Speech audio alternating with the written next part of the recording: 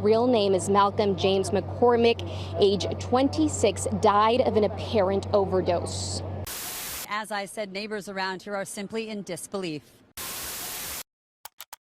First of all, I want to say that this video is not monetized, and no matter if it gets 1 or 100,000 views, it's never going to be monetized. This is not to profit off of Mac. I want to speak on the impact his death had on me, and how I live with the lyrics he left behind. Recently, I was high like I'm born to fly, never die, I'm immortalized, here before your eyes.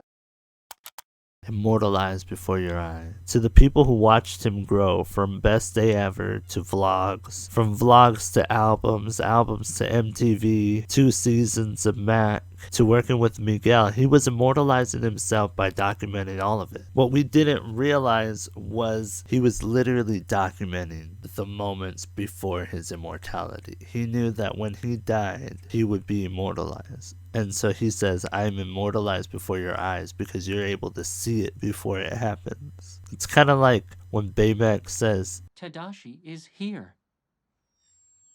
This is Tadashi Hamada. And this is the first test of my robotics project. you know why it hurt so much when Mac died? Because he was immortalized before our eyes. Mac was no stranger to death. The man basically talked about it all the time. From his lyrics, I had this idea that death motivated him. He's always discussing time and how it flies, so he lives in the moment. He was open and honest about his struggles, and he made it a point to be a light in other artists' lives, even when he was down in his own. He gave everything, and we all saw it. There was a light in him. It felt familiar. He was welcoming in his music, which is a weird thing to say out loud. I downloaded, bought, and streamed the new album, and it's like, hell yeah, that's my brother. I watched him accept the key to the city of Pittsburgh. We are honored to have you as a representative of all the young talent and potential in this city. We bestow upon you this key to the city as a token of appreciation for sharing your personal keys to success with local artists and musicians and offering Pittsburgh's talent for the world to see. This key was actually designed and made by his brother Miller. We welcome you to use this key all the time to unlock the potential our city has to offer and to use it every time you come home. Today is your day, and this is the key to the city. Congratulations. We're so proud of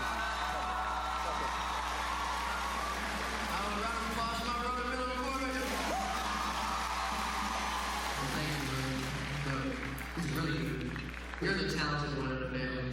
I just pretend. I remember when they had an end of the world party in 2012. This is not a joke. This is not a drill. This is the real deal. I need everyone in that room right now. We got 40 seconds till the world ends. It's been great having y'all be the best friends I've ever had in my life. I'm not gonna lie, it's a bittersweet occasion right now. This is all I wanna say. Somebody do something!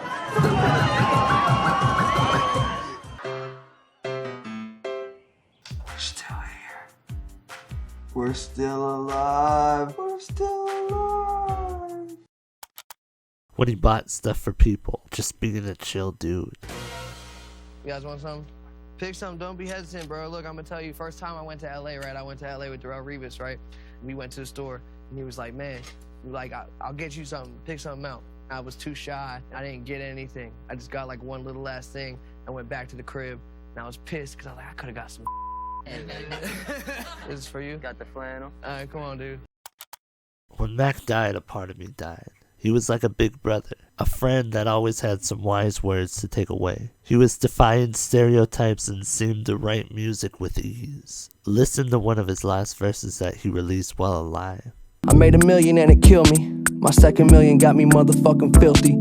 You ain't nothing till you die and come back to life iller. They haven't made a motherfucker realer, Mr. Miller, yeah.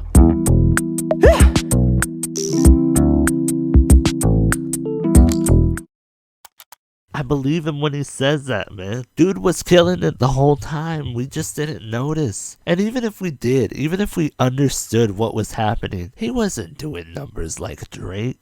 He wasn't selling like Wayne. Eminem hasn't collabed with him. And although he had times where even he would say he wasn't 100% himself, he was true to himself in the moment. He has room to reflect. We saw his growth. And it was heartbreaking to know that was stopping. Someone who was doing what I dreamt of doing one day, who I saw make it, who made modern classics before he was 25, what I consider was a legend. His music style was unique, but always had a background deeper than what it seemed. He was a storyteller, and we liked where we ended up. It's like that part on Twilight where Jacob's grandpa tells the story. We were great spirit warriors, shapeshifters that transformed to the powerful wolf.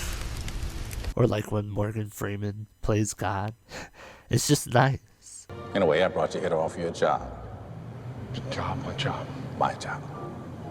You think you can do it better, so here's your chance. And I felt connected, even as fans. We saw your mom. We knew your childhood homes.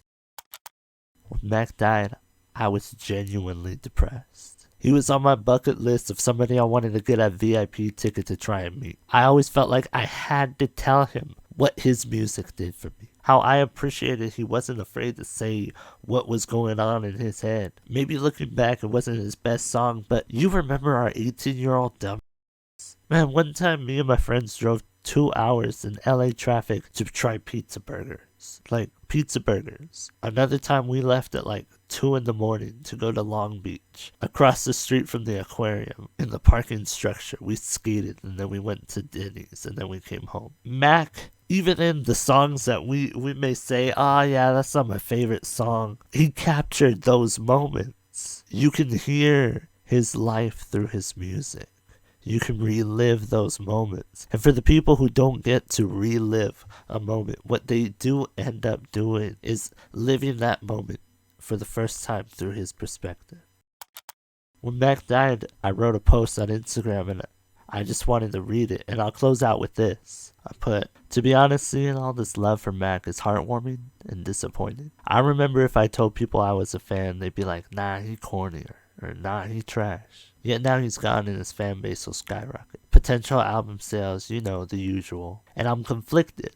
I don't want to be one of those real fans who only talks about how long I've been a fan so they can say how I don't want to see any bandwagoners be fake fans. But it's lame. Right now, there's a man who seemingly took his life, and people will talk about him for retweets and followers. Those people truly disgust me. But to the people who never gave him a shot till today, all the kids who are coming with an open mind to find out what you've been missing, the new true fans, to a generation who will never hear a new beat or song from the legend that is Mac Miller. As a fan since 2010 in 8th grade, I welcome you to the library of music that is Mac Miller's life. Rest in peace to an icon. You will be missed. I never met Mac. I didn't watch him live. I've seen almost every interview at least 3 to 5 times. The freestyles were what I was inspired to rap like.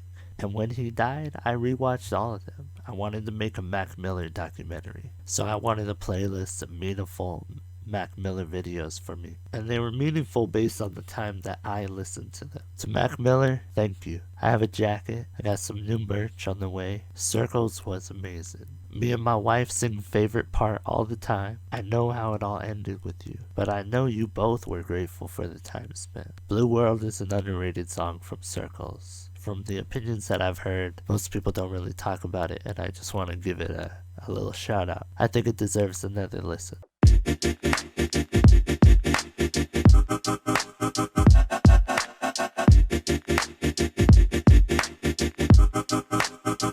Yeah, well listen man, world it made me crazy. Might just turn around to 180. I ain't politicking, I ain't kissing no babies. The devil on my doorstep being so shady. Don't trip, we don't gotta let him in. Don't trip. Yeah. When Mac died, I was inspired, and I don't want to go any more time without documenting more about my life. Not just for myself or the people that are to follow me, whether it's 12 people in my family or it's a following on YouTube, and it grows to something bigger than I ever dreamt. Either way, I encourage you to do the same. Most dope. Yeah, you can love it, you can leave it, saying nothing without it. Yeah, don't let them keep you down. What if I don't need it, but there's something about it, yeah, and that just freaks me out. Yeah, I just want another minute with it. Fuck a little, what's the use? Yeah. Never superficial. You